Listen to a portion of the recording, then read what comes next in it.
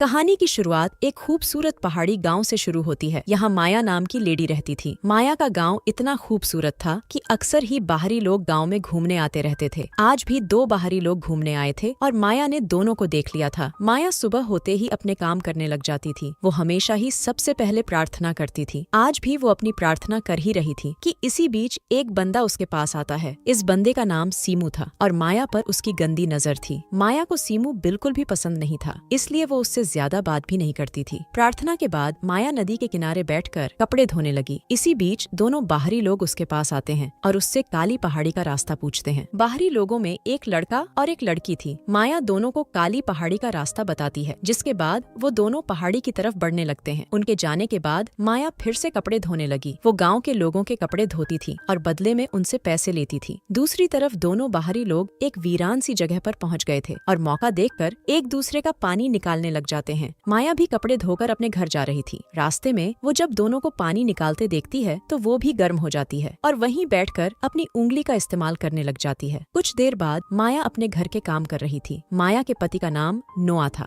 1 साल पहले उसके साथ एक हादसा हुआ था, जिस कारण वो चल नहीं सकता था। माया नोआ का पूरा ख्याल रखती थी और उसकी खूब सेवा करती थी। रात को नोआ माया से बातें कर रहा था। नोआ की टांगों का ऑपरेशन तो हो गया था, लेकिन वो अभी तक चलने फिरने नहीं लगा था, इसलिए डॉक्टर ने उसे थेरेपी करवाने को कहा था। नोआ के पास थेरेपी के लिए पैसे नहीं थे, जिस कारण आजकल वो उदास ही रहता था। माया उसे समझाती है कि मैं जल्दी ही पैसे इकट्ठे कर लूंगी और फिर मैं तुम्हारी ऐसी थेरेपी करवाऊंगी कि तुम जल्दी ही चलने लगोगे। इतना कहकर वो नोआ के पास आती है और उसे गर्म करने लगती है। हादसे के कारण नोआ की ताकत भी चली गई थी, इसलिए माया की कई कोशिशों के बाद भी उसका डंडा गर्म नहीं होता और बेचारी माया प्यासी ही रह जाती है। अगले दिन गाँव में एक नया लड़का घूमने आता है और इस नए लड़के का नाम बिंसो था। रोज की तरह माया आज भी नदी किनारे कपड़े धो रही थी। बिंसो उसके पास आकर उससे काली पहाड़ी का रास्ता पूछता है। माया उसे पहाड़ी के बारे में बताकर पूछती है कि क्या तुम्हारे साथ कोई नहीं है। बिंसो बताता है कि मेरी कोई लवर नहीं है, इसलिए मैं अकेला ही घूमने आया हूँ। इतना कहकर वो माया को एक एनर्जी बार देता है और माया को वो बेहद पसंद आती है। बिंसो अब जैसे ही चलने लगा तो माया भी उसके साथ चलने को तैयार हो जाती है। बिंसो जिस तरफ जाने वाला था उसी रास्ते पर माया का घर था, इसलिए वो बिंसो के साथ चलने लगती है। थोड़ी देर चलने के बाद माया के पैर में मोच आ जाती है, जिसके बाद बिंसो उसे संभालने लग जाता है। वो जल्दी जल्दी माया की मोच निकाल देता है। बिंसो ने माया को छुआ था, जिस कारण वो गर्म हो गई थी। बिंसो भी मौका देखकर उसकी गुफा में धमाके करने लग जाता है। अगली सुबह माया एक बंदे का हिसाब किताब कर रही थी। बंदे के जाते ही बिंसो उसके पास आता है। माया उससे पूछती है कि तुम मेरे घर तक कैसे पहुँचे। बिंसो बताता है कि मैंने गाँव वालों से तुम्हारा घर पूछा। बिंसो को माया से प्यार हो गया था, इसलिए वो यहाँ पहुँचा था। माया उसे बताती है कि मैं शादीशुदा हूँ और मेरा पति घर में है। उसकी बात सुनकर बिंसो हैरान हो गया। माया उसे ये भी बताती है कि मेरा पति चल नहीं सकता, इसलिए मुझे उसका ख्याल भी रखना पड़ता है। ये सुनते ही बिंसो उसे बताता है कि मैं शहर में थेरेपी करता हूँ और मैं तुम्हारे पति की मदद कर सकता हूँ। बिंसो की बात सुनते ही माया उसे अंदर लाती है और अपने पति नोआ से मिलवाती है। वो नोआ से झूठ बोलती है कि बिंसो यहाँ घूमने आया है और गाँव वालों ने इसे हमारे घर भेजा है ताकि ये तुम्हारी थेरेपी कर सके। माया की बात खत्म होते ही बिंसो नोआ का हाल चाल पूछता है और फिर उसकी रिपोर्ट्स देखता है। रिपोर्ट्स देखने के बाद वो हादसे के बारे में पूछता है। उसे बताया जाता है कि नोआ पीठ के बल एक पेड़ से गिरा था। सारी बातें सुनने के बाद बिंसो नोआ की टांगों की जांच करता है। जांच के बाद बिंसो माया के साथ घूमने लगा। वो माया को बताता है कि मैं जल्दी ही नोआ की थेरेपी शुरू कर दूंगा और बदले में तुमसे कोई पैसे भी नहीं लूंगा। घूमते घूमते बिंसो माया को अपने टेंट के पास ले आता है। बिंसो इसी टेंट में रहता था और मौका देखकर माया की गुफा में धमाके करने लग जाता है। सीमू भी इसी जगह पर था और वो साला छुपकर दोनों की वीडियो बना लेता है। अगले दिन बिंसो ने नोआ की थेरेपी शुरू कर दी। माया बिंसो के पास ही खड़ी थी और मौका मिलते ही अपने तरबूज बिंसो की पीठ पर रगड़ रही थी। नोआ ने दर्द के कारण अपनी आंखें बंद करी हुई थीं, इसलिए वो माया की शरारत देख नहीं पा रहा था।